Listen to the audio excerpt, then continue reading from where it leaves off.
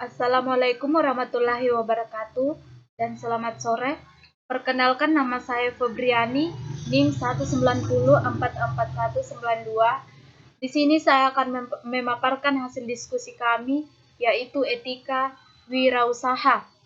Dan di sini saya akan memperkenalkan kelompok saya. Yang pertama yaitu Yusrani, yang kedua Windaban Nebua, yang ketiga Nada, yang keempat Triposa Tumampa. Oke, saya lanjut. Yang pertama, pengertian etika.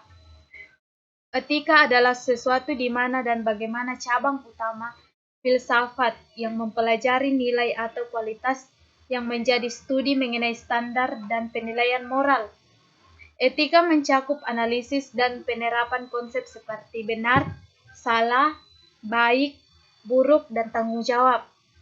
Sebagai cabang filsafat yang membicarakan tingkah laku manusia, etika memberikan standar atau penilaian terhadap perilaku tersebut. Oleh karena itu, etika terbagi menjadi 4 klasifikasi, yaitu etika deskriptif, etika yang hanya menerangkan apa adanya tanpa memberikan penilaian terhadap objek yang diamati.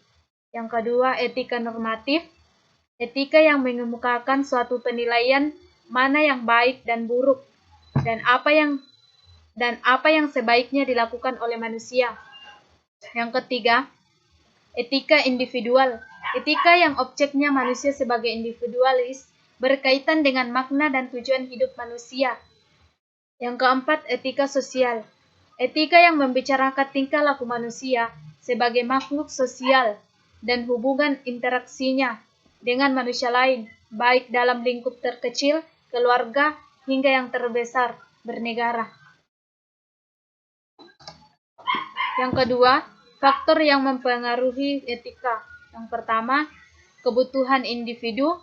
Kedua, tidak ada pedoman. Yang ketiga, perilaku dan kebiasaan individu yang terakumulasi dan tidak dikoreksi. Yang keempat, lingkungan yang tidak etis. Yang kelima, perilaku dari komunitas. Yang ketiga, keuntungan menjaga etika. Salah satu keuntungan yang akan didapatkan oleh perusahaan yang selalu memegang etika dalam berbisnis adalah lebih mudah memperoleh perhatian dari para calon investor. Cepat atau lambat, perusahaan yang beretika akan tampil dengan sendirinya karena nilai-nilai yang diyakini dan dipegangnya. Berikut adalah manfaat penting etika bisnis jika dijalankan oleh sebuah perusahaan. Yang pertama, memperoleh kepercayaan pelanggan. Yang kedua, membuat pelanggan baru tertarik untuk memberi produk. Yang ketiga, membuat karyawan betah. Yang keempat, menarik investor. Yang kelima, menjadi perusahaan yang berintegritas. Yang keempat, konsumerisme.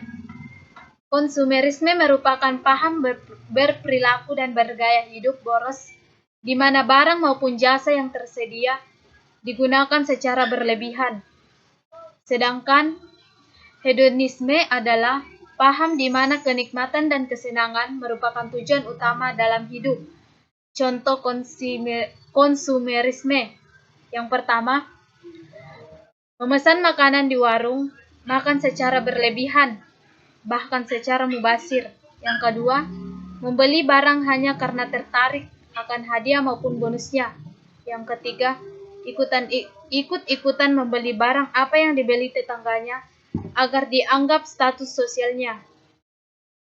Yang keempat, membeli pulpen secara lengkap dari merek A sampai Z.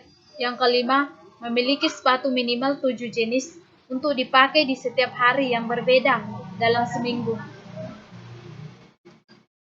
Itulah hasil diskusi kami. Assalamualaikum warahmatullahi wabarakatuh dan selamat sore.